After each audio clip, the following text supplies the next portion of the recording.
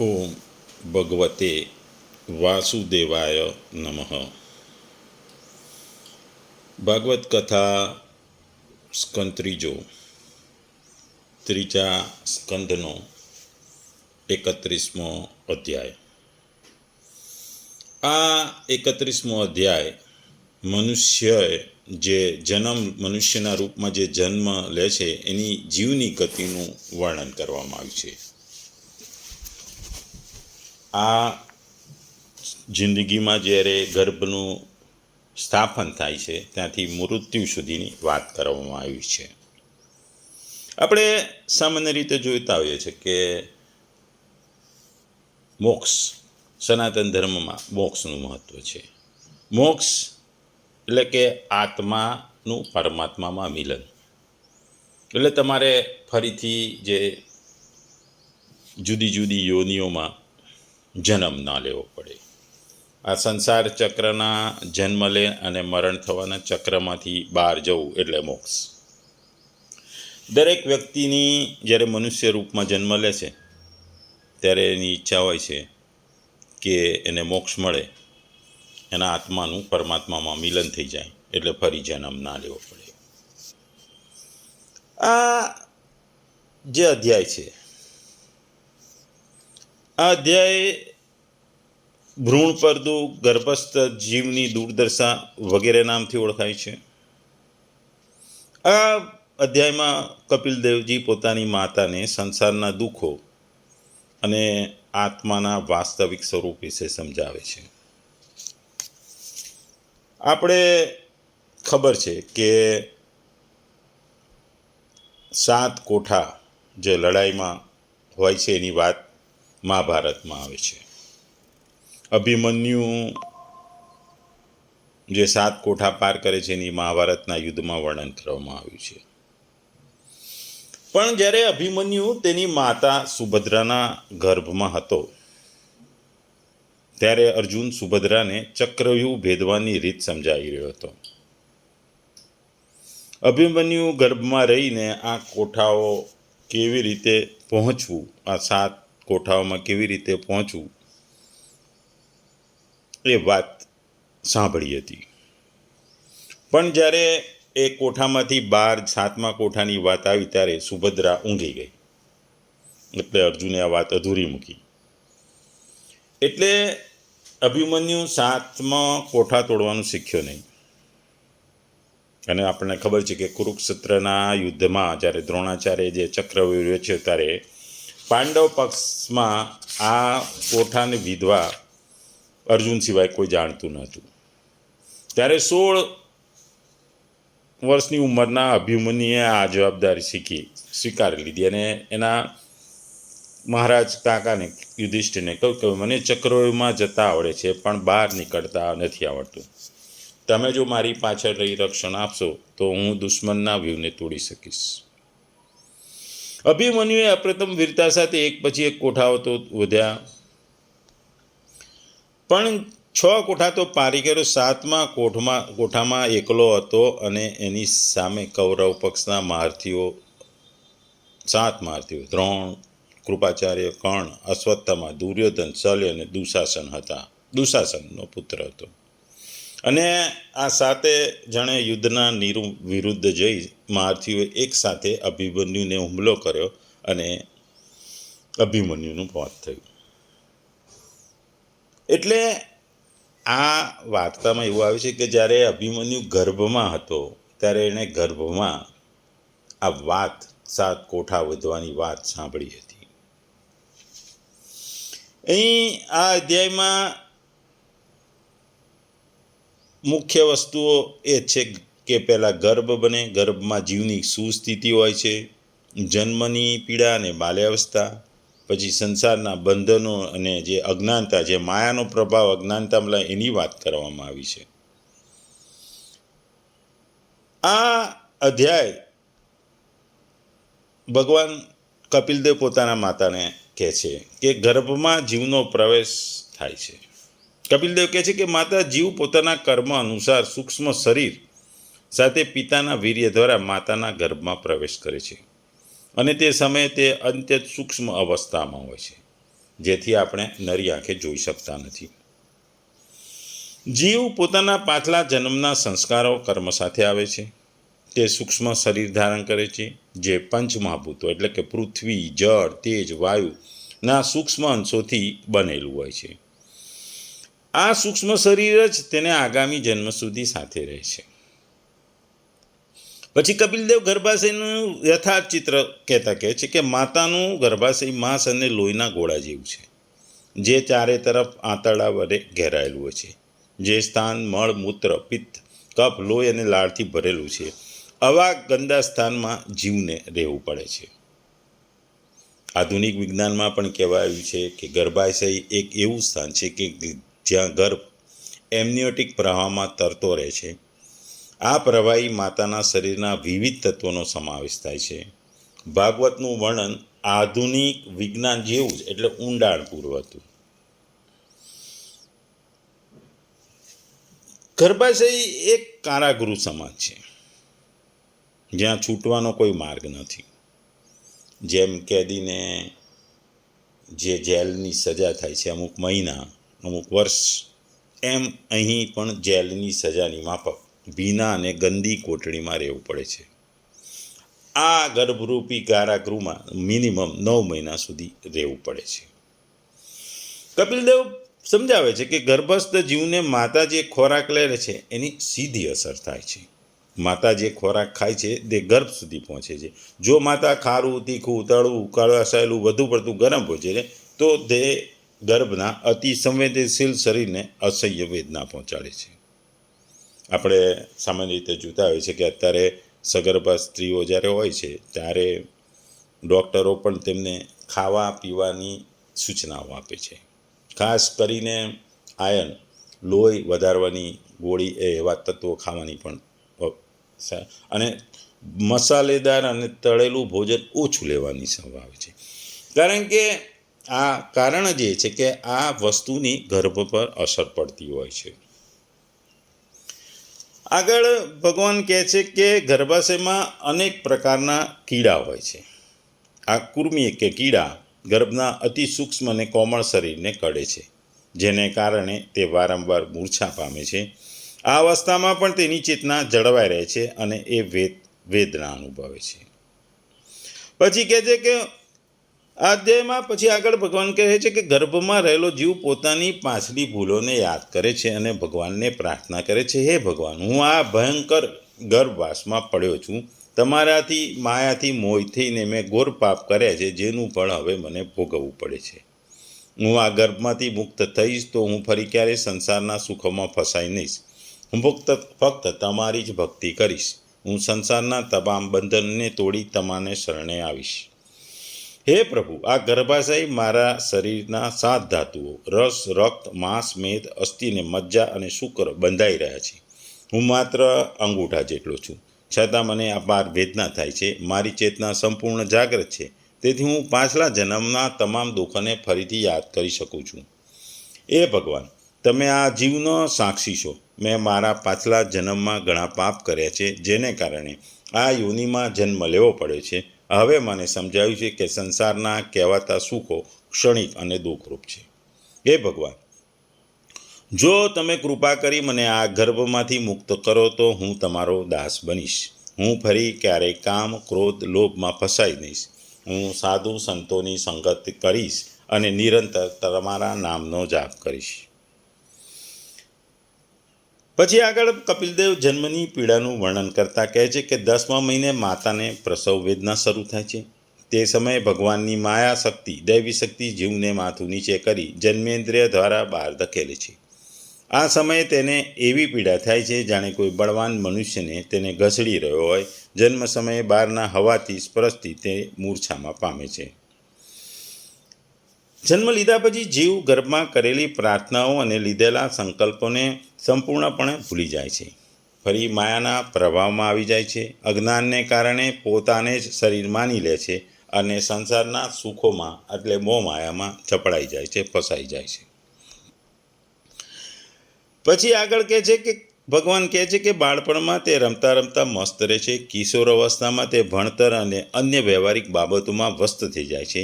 યુવાનીમાં કામ વાસના તેના ઉપર સવાર થાય છે, જે સ્ત્રી, પુત્ર, ધન, દોલત, મકાન, મિલકત એટલો બધો ફસાઈ જાય છે કે ભગવાનને જે વચન આપ્યું છે પણ એ પણ ભૂલી જાય છે. સંસારના કહેવાતા સુખો ખૂબ ક્ષણિક છે.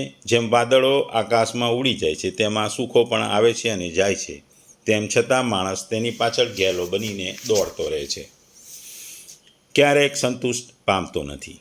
જેમ અગ્નિમાં ઘી નાખતા જ અગ્નિ વધે છે, તેમ સંસારના સુખો મેળવવાની તૃષ્ણા હંમેશા વધતી જાય છે.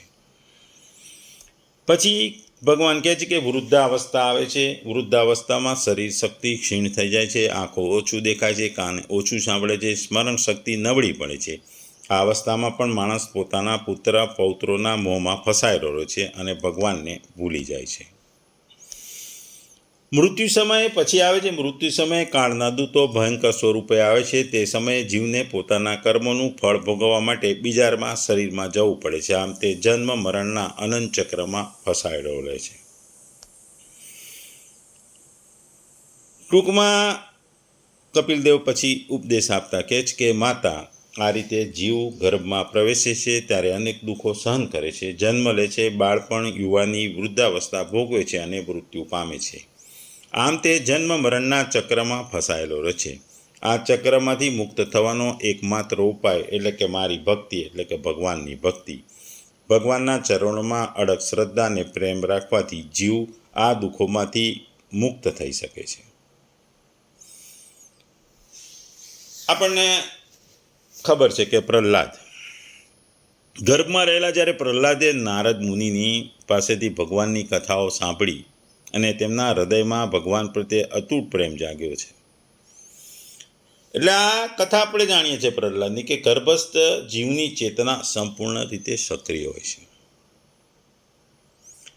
આવી દધીજી ઋષિની કથા છે, અજામિળની કથા છે, રાજા યયાતિની પણ કથા છે, ભરત ઋષિની પણ કથાઓ છે. આપણે જો અજામિળની કથાની જો વિગતવાર વાત કરીએ તો કે અજામિળ નામનો એક બ્રાહ્મણ હતો. તે પ્રથમ અત્યંત સદાચારી અને ધાર્મિક હતો. એ નિયમિત રીતે પૂજાપાઠ કરતો, યજ્ઞ કરતો અને વેદોનું અધ્યયન કરતો. એક દિવસે જંગલમાં લાકડા લેવા ગયો ત્યારે એણે એક સ્ત્રીને જોઈ. તે સુંદર હતી. તે તેના પ્રેમમાં પડ્યો. તેણે તેની સાથે લગ્ન કરી લીધા. પોતાની પત્ની અને બાળકોના ભરણ પોષણ માટે તેણે અનેક અનૈતિક કાર્યો કર્યા. ચોરી, લૂંટ, જુગાર બધું કર્યું. તેની સદાચારી પત્ની અને બાળકોને તેણે ત્યજી દીધા. અજામિળ એનો એક પુત્ર હતો જેનું નામ તેણે નારાયણ રાખ્યું હતું. તે આ પુત્રને અતિશય પ્રેમ કરતો હતો. જ્યારે અજામિળ વૃદ્ધ થયો, મૃત્યુનો સમય આવ્યો ત્યારે તેની શરીરની બધી શક્તિઓ ક્ષીણ થઈ ગઈ. તે ભયાનક મૃત્યુની યાતનામાં અનુભવી હતું. તે સમયે તેને યમદૂતો દેખાયા અને તેને જે લઈ જવા માટે આવ્યા હતા. અજામિળ ગભરાઈ ગયો. તેણે જોયું કે યમદૂતો અત્યંત ભયંકર દેખાય છે. ડરીને એણે પોતાના પુત્ર નારાયણને બૂમ પાડી કે હે નારાયણ, મારી પાસે આવો. તેના મુખ પરથી ભગવાન નારાયણનું નામ નીકળ્યું. તે અજાણતા જ તેના મોંમાંથી નીકળ્યું, પરંતુ તે પવિત્ર નામની અપાર શક્તિ હતી. તરત ભગવાન વિષ્ણુના દૂતો ત્યાં આવી પહોંચ્યા. યમદૂતો અને વિષ્ણુ દૂતો વચ્ચે શાસ્ત્રાર્થ થયો.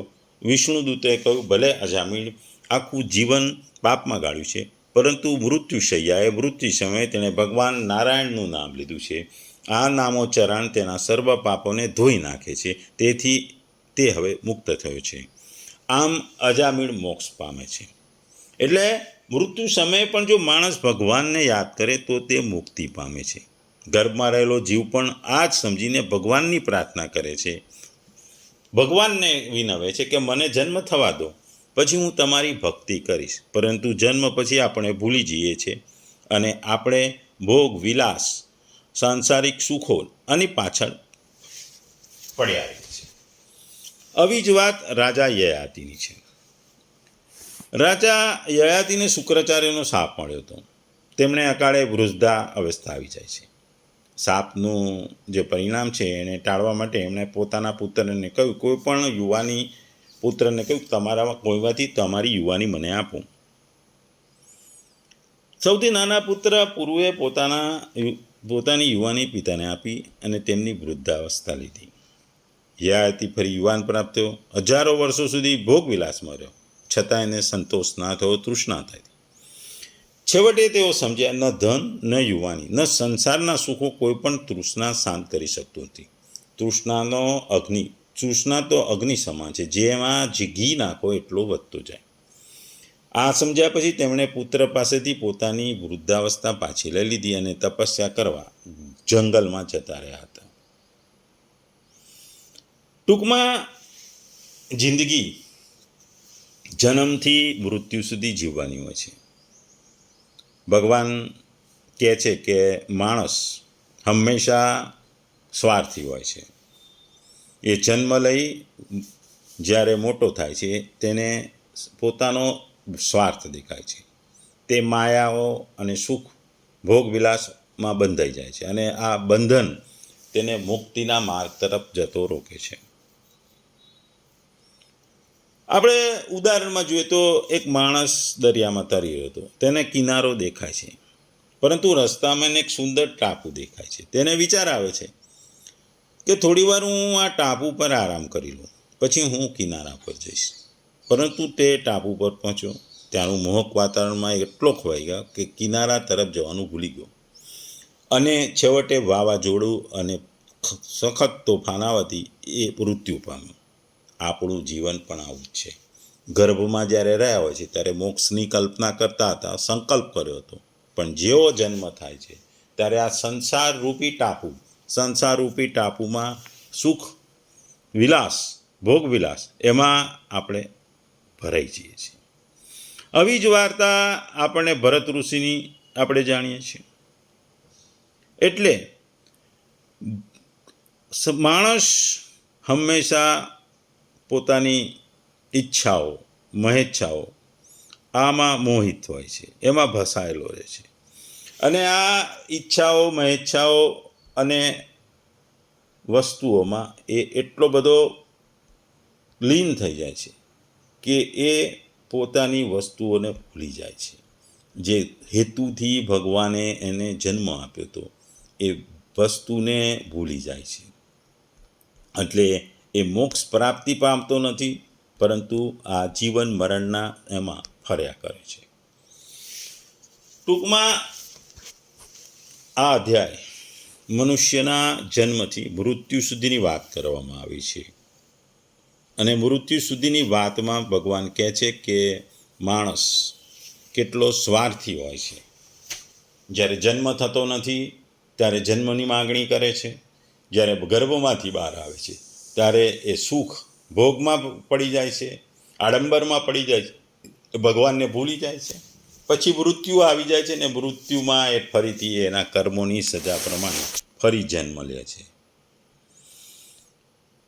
એટલે આ અધ્યાયમાં પહેલી વાત છે ગર્ભમાં જે જીવની સ્થિતિ છે એના વિશે ભગવાને વાત કરી છે, જે 1 થી 10 શ્લોકોમાં છે. 7મા મહિનામાં સ્મૃતિ જાગે છે એની વાત 11 થી 20મા શ્લોકમાં કરવામાં આવી છે.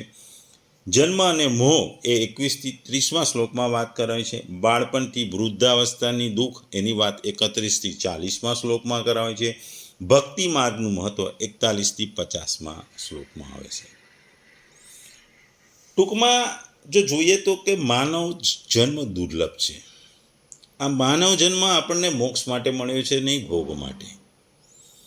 જન્મ પછી માણસ પોતાનું વાસ્તવિક સ્વરૂપ ભૂલી જાય છે અને માયાની શક્તિ એને એની બાજુ ખેંચી લે છે. જે માણસ ગર્ભમાં ભગવાનને યાદ કરતો હોય છે, દુઃખમાં એ ભગવાનને યાદ કરે છે, પરંતુ દુઃખમાં એ સુખમાં જ્યારે બહાર આવી જાય છે તે ભગવાનને ભૂલી જાય છે, આધ્યાત્મિક જાગૃતિ ભૂલી જાય છે. અને છેલ્લે એમ કહે છે કે જ્ઞાન યોગ કર્મ કરતાં સૌથી ઉત્તમ માર્ગ એ નિષ્ઠા ભક્તિ છે. આપણે બી જોઈએ છે કે માણસ કોઈ દુઃખમાં કે બીમારીમાં હોય તો ભગવાનને યાદ કરે છે, ભગવાન મારું સારું કરો, મને આવું કરો, મારું આવું થયું. પણ જેવો સાજો થઈ જાય, એની વસ્તુઓ પૂર્ણ થાય તો એ ભગવાનને ભૂલી જાય છે. એ જ વાત અહીં જન્મથી મૃત્યુ સુધીની વાત ભગવાને કપિલદેવજી પોતાની માતાને સમજાવે છે.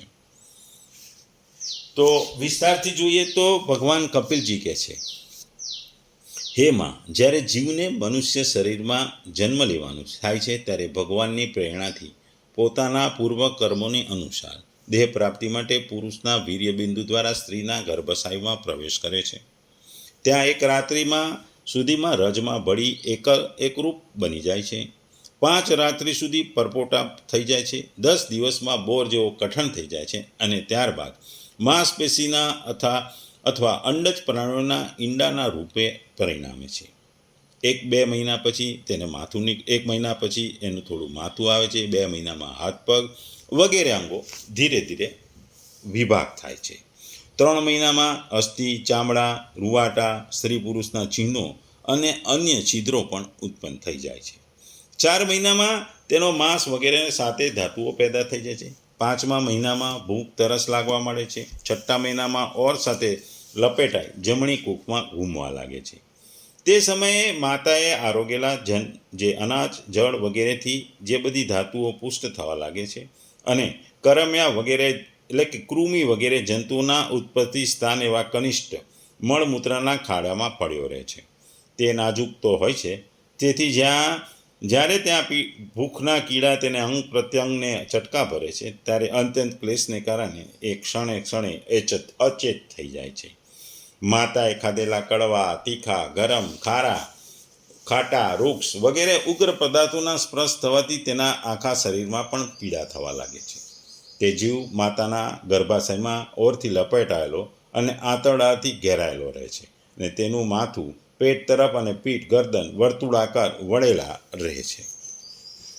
તે પાંજરામાં બંધ કરેલા પક્ષી જેવો પરાધીન હોય છે, તેમજ અંગોને હલાવા ફેરવવામાં પણ એ અસમર્થ હોય છે. તે સમયે અદ્રષ્ટ પ્રેરણાથી તેને મનમાં સ્મરણ શક્તિ પ્રાપ્ત થાય છે. ત્યારે તે પોતાના સેંકડો જન્મોના જે કર્મો કરેલા છે એને ત્યાં યાદ આવી જાય છે. આ કર્મોને યાદ કરવાથી એ બેચેન થઈ જાય છે, ગૂંગળાપણ અનુભવે છે, નાસીપાસ અનુભવે છે. એને થાય છે કે શું મને શાંતિ મળશે ખરી? જાતમો મહિનો શરૂ થતાં તેનામાં જ્ઞાન શક્તિનો પણ ઉન્મેષ થઈ જાય છે, પણ પ્રસવ વાયુથી ચલાયમાન રહેવાને કારણે એ જ ઉદરમાં પેદા થયેલા વિષ્ટના કીડાઓની જેમ એક જ સ્થળે રહી શકતો નથી. ત્યારબાદ ત્યારે સપ્ત ધાતુમય સ્થૂળ શરીરમાંથી બંધાયેલો તે દેહાત્મદર્શી જીવ અત્યંત ભયભીત થઈ દીન વાણીથી કૃપા યાચના કરતો રહે છે, પ્રભુને યાદ કરે છે, પ્રભુની સ્તુતિ કરે છે કે ભાઈ જેમણે માતાના ગર્ભમાં નાખ્યો છે એમાંથી એમને બહાર લાવો. જ્યારે માતાના ગર્ભમાં જીવ હોય છે ત્યારે જીવ કહે છે કે ભગવાનના શરણેલા આ નાશવંત જગતના રક્ષણ માટે અનેક પ્રકારના રૂપ ધારણ કરે છે. તેથી હું ભૂતલ પર વિચરણ કરનાર તેમના નિર્ભય ચરણ કરોને શરણ લઉં છું. હું ઘણો અધમ છું. ભગવાન મને આ પ્રકારની જે ગતિ બતાવી છે એ મારે લાયક છે. કારણ કે એને પોતાની પૂર્વ જન્મની બધી વસ્તુઓ યાદ આવે છે. એટલે એ કહે છે કે આ માતાના ઉદરમાં શરીર, ઇન્દ્રિયો અને અંતઃકરણ રૂપી માયાનો આશ્રય લઈ પુણ્ય પાપરૂપી કર્મોથી આચ્છાદિત રહેવાને કારણે હું અહીં બંધાયેલો લાગુ છું, હું અહીં ઘેરાયેલો લાગુ છું.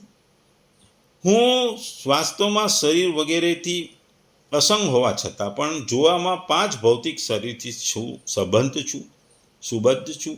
તેથી ઇન્દ્રિયો, ગુણો, શબ્દ, વિષયો, ચિદાભાસ, અહંકાર રૂપ જણાઈ આવું છું.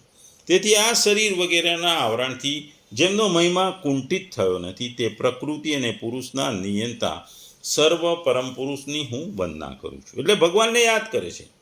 તેમની જ માયાથી પોતાના સ્વરૂપની સ્મૃતિનો નાશ થઈ જવાને કારણે આ જીવ અનેક પ્રકારના સત્વ વગેરે ગુણો કર્મના બંધનથી બંધાયેલા સંસાર માર્ગમાં જાત જાતના કષ્ટો સહન કરતો ભટકતો રહે છે. મને આજે જે ત્રિકાળ જ્ઞાન થયું છે તે પણ તેમના કોણે આપ્યું છે? કારણ કે સ્થાવર જંગમ સમગ્ર પ્રાણીઓમાં એકમાત્ર તેઓ જ પોતાના અંશથી અંતર્યાપી રૂપે વિદ્યમાન થાય છે. તેથી જ કર્મજનિત અવસ્થાનું અનુવર્તન કરનાર જીવરૂપી અમે પોતાના ત્રિવિધ ત્રાપોનું શમન કરવા માટે જ તેમનું જ ભોજન કરીએ છીએ. હે ભગવાન, આ શરીરધારી જીવ બીજાના શરીરના ઉદરમાં મળ, મૂત્ર અને રક્તમાં કૂવામાં પડેલો છે. તેથી જઠરાગ્નિથી તેનું શરીર અત્યંત સંતપ્ત થઈ ગયું છે. તેનાથી નીકળવાની ઈચ્છતો પોતાના મહિનાઓ ગણી રહ્યો છું, દિવસો ગણી રહ્યા છે.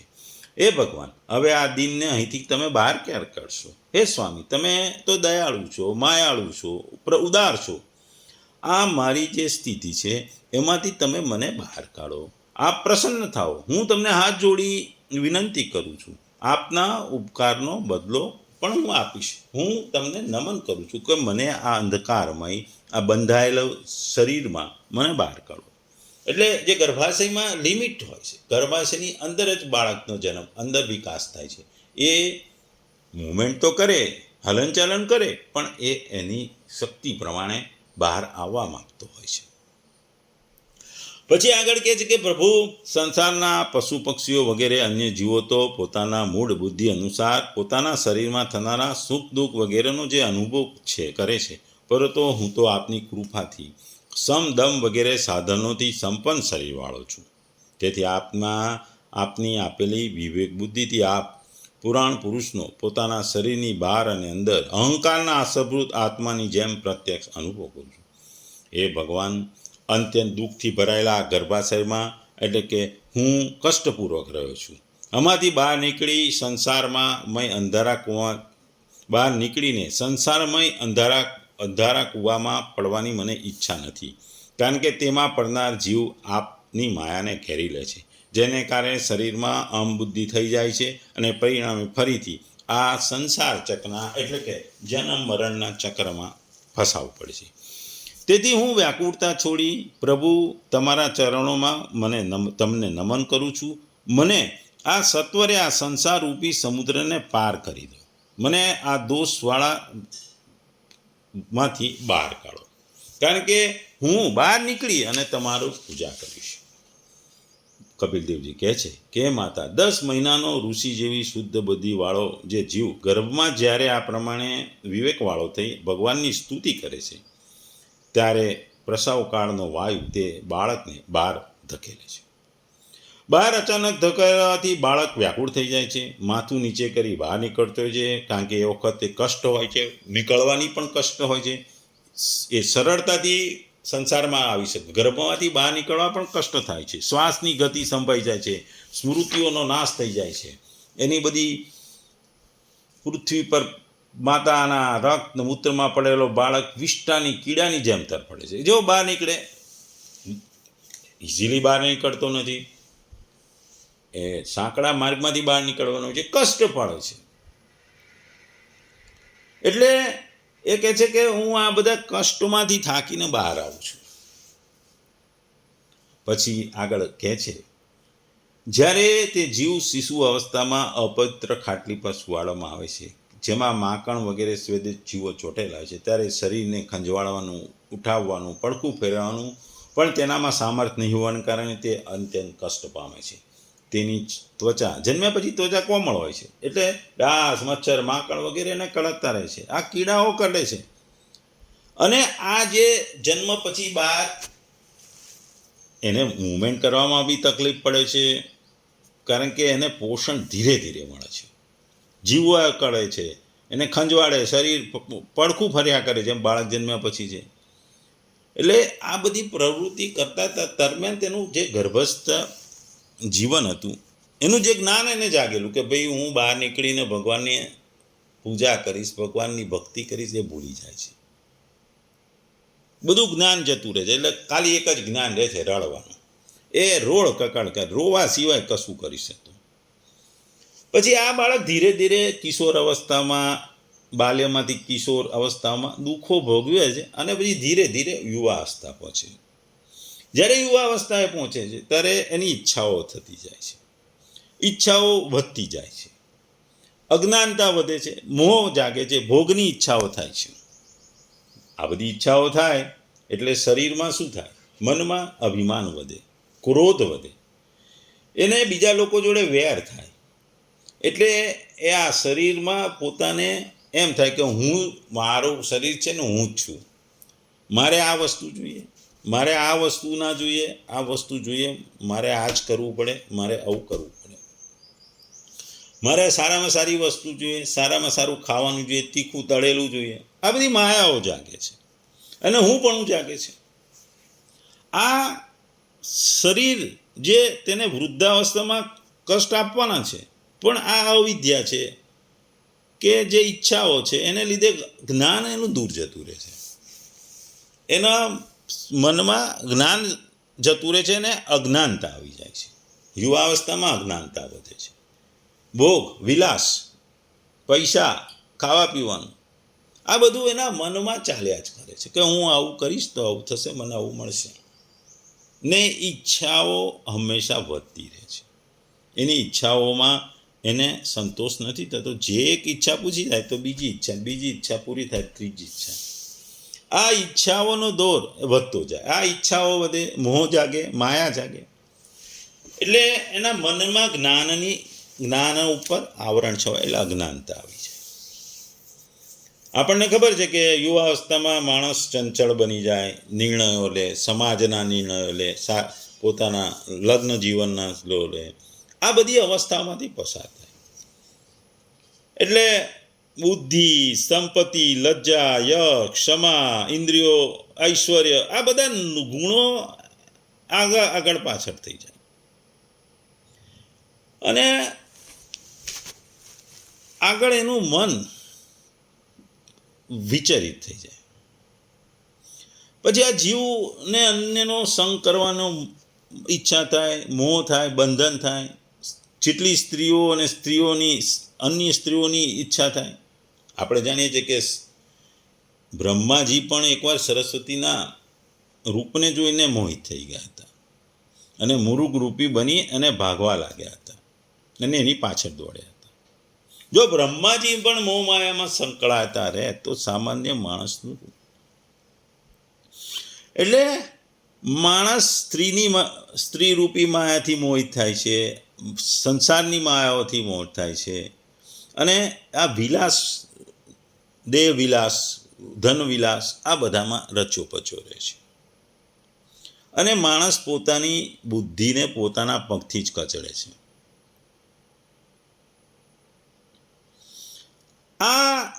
આને કારણે માણસ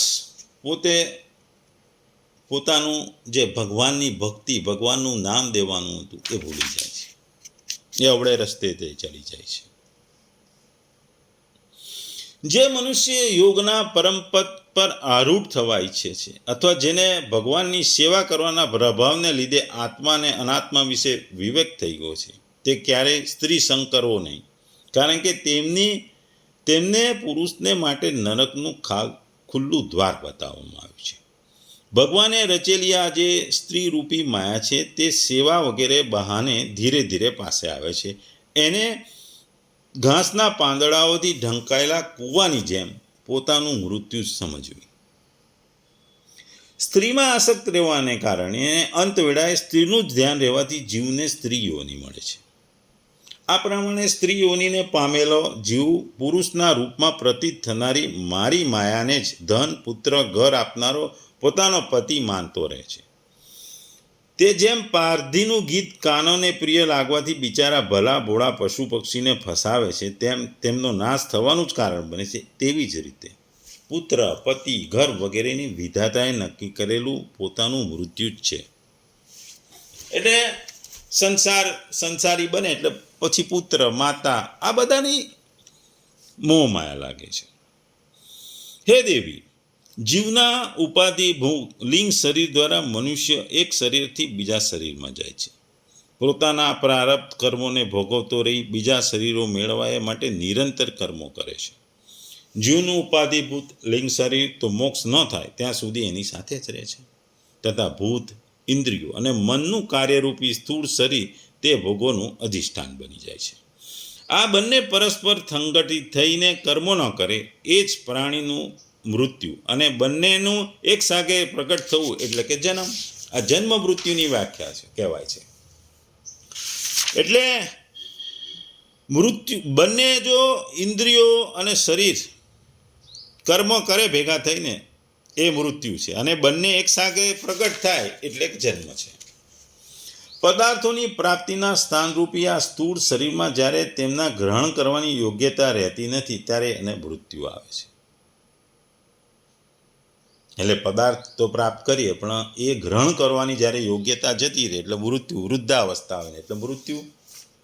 આ સ્થૂળ શરીર હું છું એવા અભિમાન સાથે તેને સ્થૂળ શરીરને જોવું એ એનો જન્મ છે. આંખમાંથી જ્યારે કોઈને દોષને કારણ રૂપ વગેરે જોવાની શક્તિ રહેતી નથી ત્યારે તેમાં રહેલી ચક્ષુ ઇન્દ્રિયો પણ રૂપને જોવા અસમર્થ બની જાય છે. જ્યારે આંખો અને તેમાં રહેલી ચક્ષુ ઇન્દ્રિયો બંને રૂપ જોવામાં અસમર્થ થઈ જાય છે ત્યારે બંનેના સાક્ષી જીવમાં પણ તે જોવાની યોગ્યતા રહેતી. તે મુમુક્ષ એટલે કે મુક્તિનો ઈચ્છા મનુષ્યને મૃત્યુ વગેરેનો ભય, દૈન્ય અને મોહ થવા જોઈએ નહીં. તેણે જીવ સ્વરૂપને જાણી ધૈર્યપૂર્વક નિસંગ ભાવે વિચારવું જોઈએ કે આ માયામય સંસારમાં યોગ વૈરાગ્યયુક્ત સમ્યક જ્ઞાનમય બુદ્ધિથી શરીરને થાપણની જેમ જાળવવાથી તેના પ્રત્યે અનાસક્ત રહી વિચરણ કરવું જોઈએ. એટલે ટૂંકમાં ભગવાન આપણને કહે છે કે ગર્ભમાં એક તો વસ્તુ જીવ છે, દુઃખ છે, અંધકાર છે, સંકુચિત અવસ્થા છે, દુર્ગંધ છે, જઠરાગ્નિની ગરમી છે, શરીરની અશક્તિ છે. આ બધું કેમ છે? કારણ કે ગર્ભાશયમાં બંધાયેલો છે. અને આ બધું કારણ શું છે? આ આપણા કર્મનું કારણ છે કે આ જન્મ લેવા આવ્યા છે. પછી જે ગર્ભમાં આધ્યાત્મિક જાગૃતિ થાય છે, એટલે આધ્યાત્મિક જાગૃતિ ભગવાન પાસે મુક્તિ માટે એટલે બહાર જવા માટે માગણી કરે છે કે હું ભાઈ મને બહાર કાઢો, હું તમારી ભક્તિ કરીશ. અને આ જે ગર્ભમાં હોય ત્યારે એને એના પૂર્વજન્મના કર્મો પણ યાદ આવી જાય. ત્યારે એને ખબર હોય છે કે સંસાર એક ક્ષણભંગુર છે, પણ જેવો જન્મે એટલે પાછો માયામાં લાગી જાય. એ ભગવાનની ભક્તિ ભૂલી જાય, ભગવાનને ભૂલી જાય. જન્મ વખતે પણ પીડા થાય, જન્મે નહીં ત્યારે અંદર પીડા હોય, જન્મે ત્યારે જન્મવા માટે પણ પીડા, પ્રસૃતિની પીડા એ ખૂબ જ હોય છે. એટલે એ પીડા દરમિયાન એની જે સ્મૃતિ એ નષ્ટ થાય. પછી જે બાળપણ જાય એમાં જે અજ્ઞાનતા અને અશક્તિ હોય, યુવાની આવે એટલે એમાં કામ, ક્રોધ, મોહ અને લોભ થાય. અને વૃદ્ધાવસ્થા આવે એટલે શારીરિક પીડાઓ અને ભય જાય. એટલે પછી મૃત્યુ આવે એટલે પછી ભવિષ્યની અનિશ્ચિતતા થઈ જાય. એટલે આખું જે તબક્કો છે, દરેક તબક્કામાં જુદા જુદા વસ્તુઓ શરૂઆતમાં જે સંઘર્ષ હોય છે અને સંઘર્ષમાં બહાર આવે છે, બહાર આવીને પછી એની માયાઓમાં પીડાય છે. એટલે જો આ અધ્યાયની જો મુખ્ય વસ્તુ જણાવીએ તો દરેક વ્યક્તિ માટે સરખી છે. પહેલામાં પહેલું, મનુષ્ય જન્મ તમને મળે તો મનુષ્ય જન્મમાં હંમેશા મોક્ષનો પ્રયત્ન કરવો જોઈએ. મનુષ્ય જન્મમાં જ તમે મોક્ષ માટે પ્રયત્નશીલ મોક્ષ મેળવી શકો. બીજા કોઈ પણ પ્રાણી પક્ષીના જન્મમાં મોક્ષની શક્યતાઓ ખૂબ જ નહીવત છે. બીજું મુખ્ય વસ્તુ કે જે ગર્ભાવસ્થા છે એ વાસ્તવિક છે. ગર્ભયાત્રા એ વાસ્તવિક છે અને કષ્ટમય છે, કારણ કે એમાં લિમિટેડ મોબિલિટી, એટલે કે તમારે બંધ કૂવામાં સપડાયેલા એવી પરિસ્થિતિ છે. એટલે એ કષ્ટમય છે. અને એ તમે બહાર નીકળો એ અંધારા કૂવામાંથી, એટલે ગર્ભાશયમાંથી બહાર નીકળો ત્યારે પણ કષ્ટ છે. એટલે આ કષ્ટને કારણે તમે જે ગર્ભાશયમાં વિચારેલું, જે સારું વિચારેલું એ ભૂલી જાઓ છો. અને ભૂલી જાય એટલે પછી તમે ક્રોધ, મોહ અને લોભમાં પડી જાઓ, એટલે તમારું દુઃખનું કારણ બને. જો આ બધામાંથી બહાર નીકળવું હોય તો ભગવાન કહે છે એક જ વસ્તુ છે, આ સંસાર ચક્રમાંથી બહાર ભક્તિ વગર મુક્તિ શક્ય નથી. એટલે જીવ પોતાને શરીર માને એ આપણા માટે બંધન છે, જે આપણે વાત થઈ એમ. જ્યારે તે પોતાના આત્મા સ્વરૂપ રૂપે એ જીવને ઓળખી લે ત્યારે મુક્તિ થઈ જાય. કારણ કે આત્મા અને પ્રકૃતિ અલગ છે. અને મુક્તિ માટે તમારા આત્મ સ્વરૂપને ઓળખવું પડે, આત્મચિંતન કરવું પડે, ભક્તિ કરવી પડે. મુક્તિનો માર્ગ એ જ ભક્તિનો માર્ગ છે. એ જ આ અધ્યાયનું મુખ્ય વસ્તુ છે.